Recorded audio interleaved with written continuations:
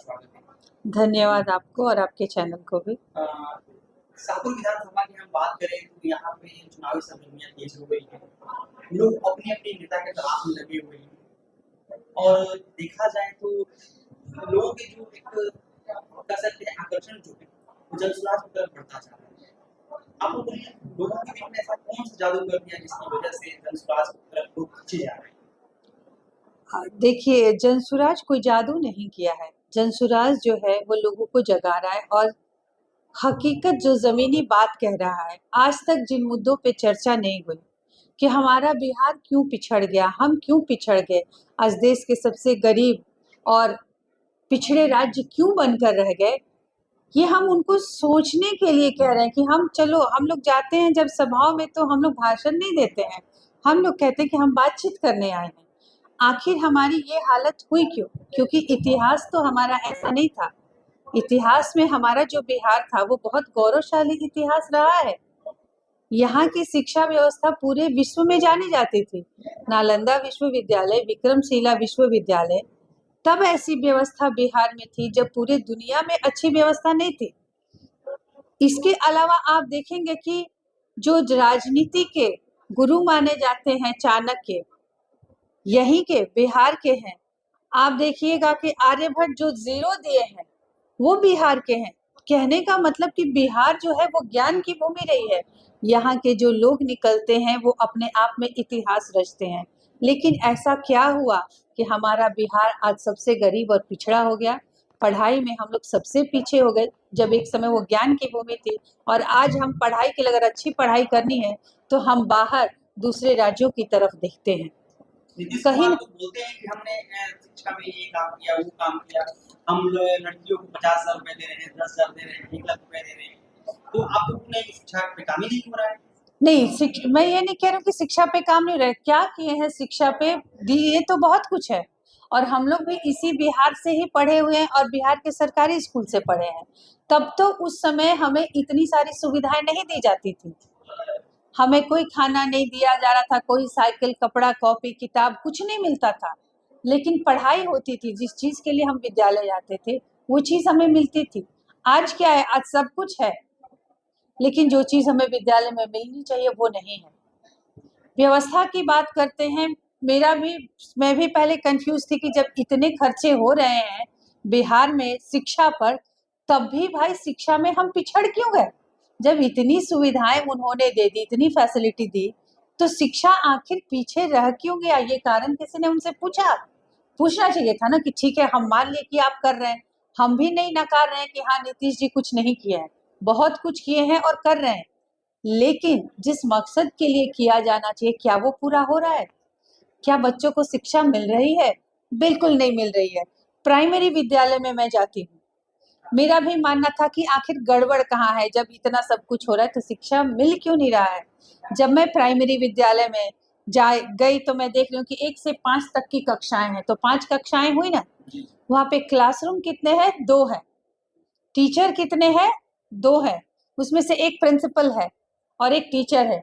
उनको बहुत सारी ऑफिशियल वर्क होते हैं तो ज़्यादातर वो स्कूल से बाहर रहते हैं और 1 टीचर होता है। 1 टीचर एक समय में 5 क्लास को कैसे पढ़ाएगा, ये आप सब समझिए। इसका मतलब तो यही है ना कि सरकार हमें हमारे आँखों पे पट्टी बाँध रही है कि हम फ्री की सारी चीज़ें दे रहे हैं, लेकिन हमारी मंशा नहीं है कि आपके बच्चे पढ़ें। हम नहीं चाहते कि आपके बच्चे पढ़ें, क्योंकि आपके बच्चे पढ़ेंगे, वो समझदार होंगे, सवाल पूछेंगे। वोट माँगने आओगे तो पूछेंगे कि हम आपको वोट क्यों दें? आपने क्या किया? आप हमारे लिए क्या करोगे? या वोट देगा तो कहेगा कि जब हम यहाँ वोट दे रहे हैं तो हमें काम भी यहीं मिलनी चाहिए। हम गुजरात, राजस्थान, हरियाणा, पंजाब क्यों जाएँ? तो मैम तो इसकी क्या गारंटी है कि जनसुराज आता ही तो मतलब कि रोजगार यहाँ पे देगा ही देगा। आप रोजगार की बात कर रही हैं, जनसुराज बात कर रहे हैं कि हम हमारी सरकार आती है, हम रोजगार यहाँ पे देंगे। इसकी क्या गारंटी?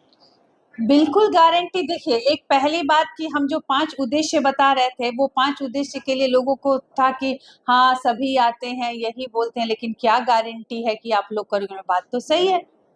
अब तो हम लोग एक परिवार लाभ कार्ड लेकर आए हैं, अपनी गारंटी, कि ये गारंटी कार्ड पकड़िए आपके हाथ में, ये गारंटी कार्ड अपने हाथ में पकड़िए और जैसे ही हमारी सरकार बनेगी इस चीज की गारंटी है कि ये कार्ड पकड़िए और इस कार्ड के द्वारा ही आपको जो जॉब है वो जॉब मिलेगा।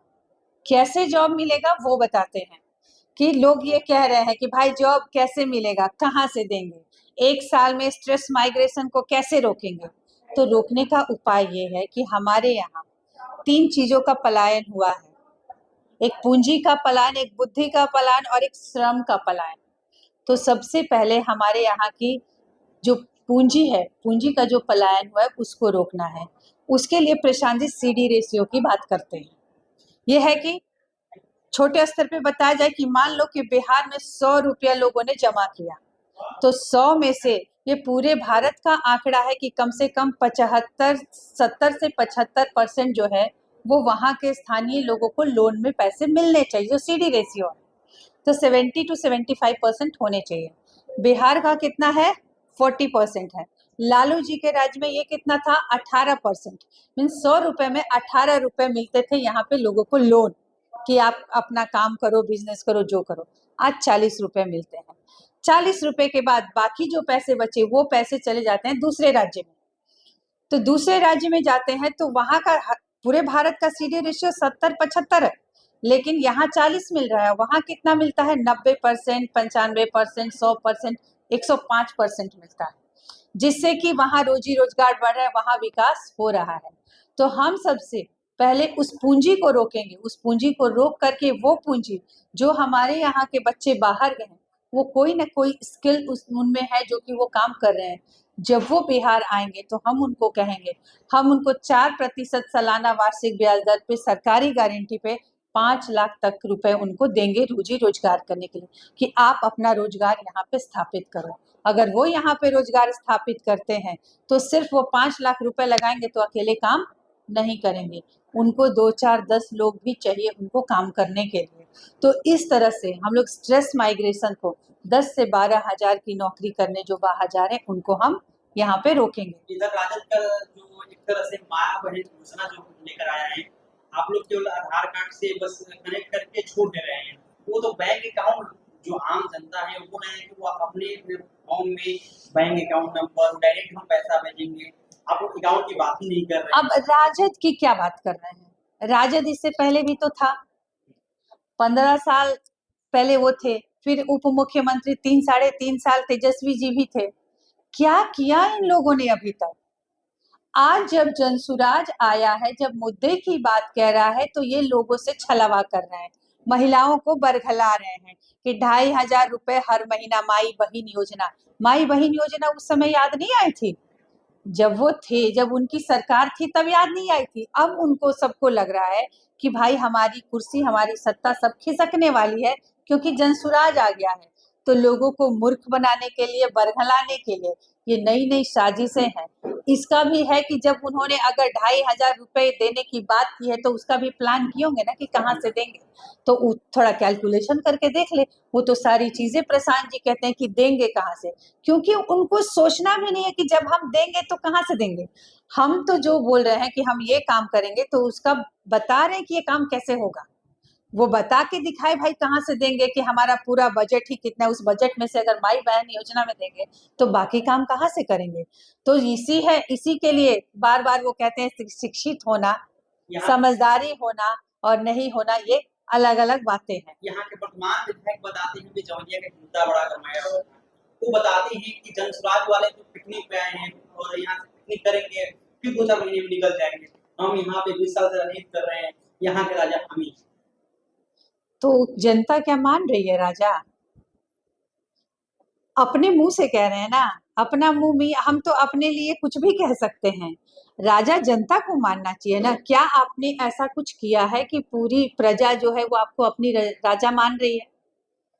अपने नहीं बोल सकता ना कि भाई हम राजा हैं, जनता को तो कहना है कि आप हमारे राजा। क्या उनको जनता राजा मान ली है? ये सवाल पूछिएगा कि जनता आपको राजा मानती है। वो इस बार पता चल जाएगा कि राजा किसको मानती है। हमारे यहाँ तो राजा प्रजा कोई नहीं होता है, हम लोग आए हैं व्यवस्था परिवर्तन के लिए, हम लोग व्यवस्था परिवर्तन करने की बात करते हैं। ठीक है, वो समझ में आएगा, 1.5 साल से यही तो है, 1.5 साल से हम पिकनिक ही मना रहे हैं अपने गांव में बैठ के। आखिर जनता आपसे विकास की कितने उम्मीदें? देखिए, शाहपुर की जो जनता है अभी 30-35 सालों से वो ऊब चुकी है, सबको देख चुकी है। ये दो परिवार में एक फुटबॉल की तरह कभी इस परिवार में कभी उस परिवार में चल रहा है और दोनों दावे ठोक रहे हैं कि ये हमारा है। मतलब शाहपुर जो है वो राज्य उनका है, अब उन राज्यों में ही चलेगा भाई। यहाँ पे राज्य किसी का नहीं चलेगा, यहाँ पे जनता की राज चलेगी।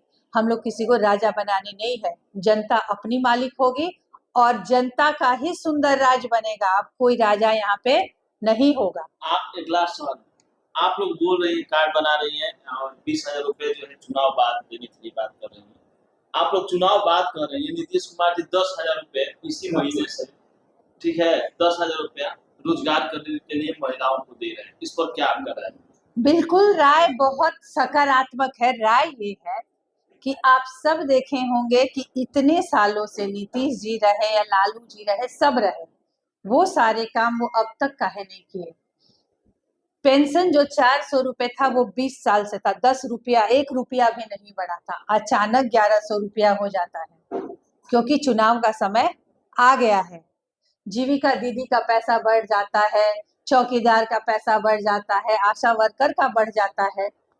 अब वो देखते देखते अब देख रहे हैं कि अरे भाई अब इनका तो परिवार लाभ कार्ड आ गया, अब हम कैसे महिलाओं को अट्रैक्ट करें। लेकिन ये महिलाएं समझ चुकी हैं, जीविका दीदी परेशान है, आशा कर्मी परेशान है, छात्र यहाँ पे परेशान है कि जब जो अपनी परेशानी लेकर नीतीश जी के पास गए हैं वो बिना जात देखे सब पे लाठी की बौछार किए हैं और पानियों की बौछार की है। लोग वो भूले नहीं है कि वो कैसा बर्ताव किए हैं और ये सभी को समझ में आ रहा है क्योंकि जनसुराज कह रहा है कि हम बदलेंगे, तो डर के मारे ये सारी चीजें हो रही है। तो कहीं ना कहीं जीत जो है वो जनसुराज की है कि जनसुराज अभी आया नहीं है, लेकिन भय इतना व्याप्त है कि काम अपने आप पहले से ही होना शुरू हो गया है। तो ये जीत का लक्षण है कि आए नहीं लेकिन विकास शुरू हो गया है। इतना प्रलोभन दी जा रही है, इस स्थिति में क्या लग रहा है, जब सुलझा जाएगा? बिल्कुल आएगा, बिल्कुल, क्योंकि अब हम बता दिए हैं, हम लोग जाके यही बताते हैं कि अब आप नेता की बात चेहरा देखना छोड़ो, पार्टी की बात छोड़ो, आप अपने बच्चे को देखो कि आपके बच्चे के साथ हुआ क्या, आपके बच्चे को अच्छी पढ़ाई मिली क्या, आपका बेटा जो बेकार घूम रहा है या मजबूरी में बाहर गया क्या उसको यहाँ रोजगार मिल रहा है।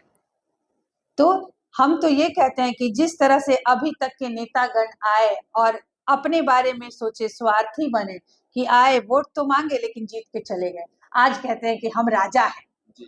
वो तो ये नहीं कहे कि जनता राजा है। तो वोट ये है कि आप भी अब स्वार्थी बनो, उन नेताओं से ही सीखो जिसको आपने वोट दिया है, उनसे सीखो कि स्वार्थी कैसे हुआ जाता है और आप भी स्वार्थी हो, अपने परिवार और अपने बच्चों के बारे में सोचो। और अब ये संकल्प लो कि जब भी हम वोट करेंगे अपने बच्चे के नाम पे करेंगे। हम जब वोट देने जाएंगे तो ये याद रखो कि जिसको भी वोट दे रहे हैं क्या वो मेरे बच्चे का 5 साल का भविष्य है, तो क्या वो सही रहेगा।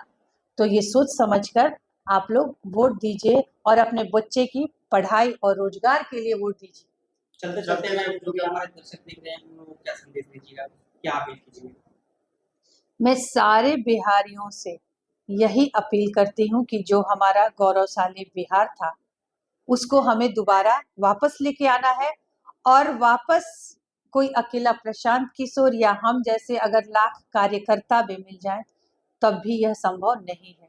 आप एक एक जनता जब तक अपना साथ नहीं लगाइएगा, आप लोग अपना कंधा नहीं लगाइएगा और ये नहीं सोचिएगा कि बिहार बदलना है, हमारी छवि बदलनी है जो पूरे भारत में खराब हो गई है कि बिहारी कह के लोग हमें अपमानित करते हैं। अगर इस अपमान से अपना बदला लेना है तो अपने वोट की चोट दिखाइए, इस बार ईमानदार होकर, न मुर्गा भात पर, न दारू पर, न 500 रुपए पर, इस बार वोट दीजिए आप अपने बच्चे के नाम पर और तब जाकर बिहार बदलाव होगा। ठीक है, बहुत बहुत धन्यवाद।